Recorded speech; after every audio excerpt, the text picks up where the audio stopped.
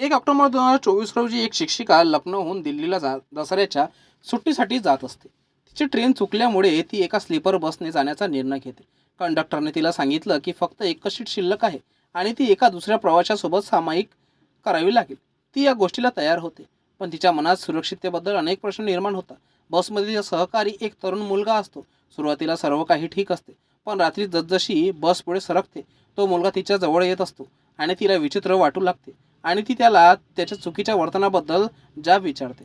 पण तो तिला गोंधळात पाडण्याचा प्रयत्न करतो. पुढच्या बस स्टॉपवर गर्दी वाढल्यावर तो मुलगा तिच्या गळ्यातून सोन्याची चेन चोरण्याचा प्रयत्न करतो.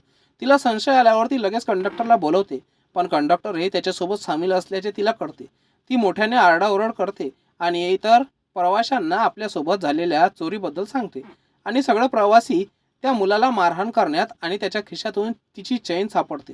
या घटनेमुळे ती घाबरून बसमधून उतरण्याचा निर्णय घेते, पण इतर प्रवाशांनी तिच्या बाजूने उभे राहून बसमधून उतरण्याचा निर्णय घेतल्यामुळे कंडक्टर माफी मागतो आणि तिला पुन्हा बसमध्ये बसवण्याची विनंती करतो.